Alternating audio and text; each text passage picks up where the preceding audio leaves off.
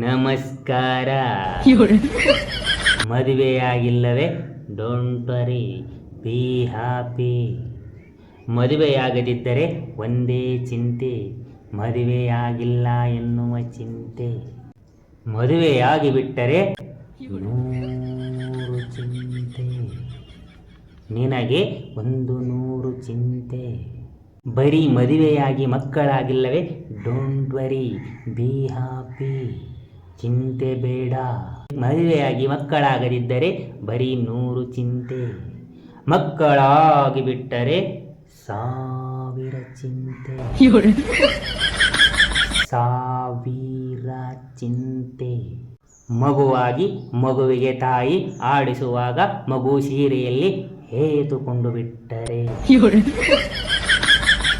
ಹೆಂಡತಿ ಅಯ್ಯೋ ಬನ್ರಿ ನನ್ನ ಮಗ ಎಲ್ಲಿ ನನ್ನ ಸೀರೆಯಲ್ಲಿ ಹೇತುಕೊಂಡು ಬಿಟ್ಟಿದೆ, ಒಂದು ಸಾರಿ ತೊಳೆದುಕೊಂಡು ಬರುತ್ತೇನೆ, ಓಡಿ ಹೋಗಿ ನೀವು ನೋಡಿಕೊಳ್ಳಿ ಎಂದು ಬಿಡುತ್ತಾಳೆ. ಅವಳು ತೊಳೆದುಕೊಂಡು ಬರುವಾಗ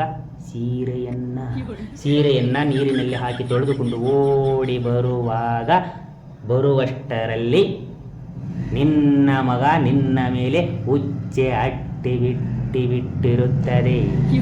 ಆಗಾಗ ನೀನೇ ಬೇಗ ಬಾರೆ ಈ ನನ್ನ ಮಗ ನನ್ನ ಮೇಲೆ ಉಚ್ಚೆ ಅಟ್ಟಿ ಬಿಟ್ಟ ಅಂತ ನಿನ್ನ ಕೂಗಾಟ. ಆವಾಗ ನೀವಿಬ್ಬರು ಯೋಚನೆ ಮಾಡೋದು, ಆ ಕತ್ತಲ ರಾತ್ರಿಯಲ್ಲಿ ಛತ್ರಿ ಆಟ ಆಡಿದ್ದಕ್ಕೆ ನಮಗೀ ಪೇಚಾಟ, ಪರದಾಟ, ಪರಸಂಗಿ ತಿಮ್ಮನಾಟ. ನಿನ್ನ ಮುಖ ಅವಳ ಮುಖ ನೀ ನೋಡುವುದು. ಆಮೇಲೆ ಮಕ್ಕಳನ್ನು ಗೌರ್ಮೆಂಟ್ ಶಾಲೆಗೆ ಹಚ್ಚೋದು, ಖಾಸಗಿ ಸ್ಕೂಲ್ ಹಚ್ಚೋದು, ಖಾಸಗಿ ಸ್ಕೂಲ್.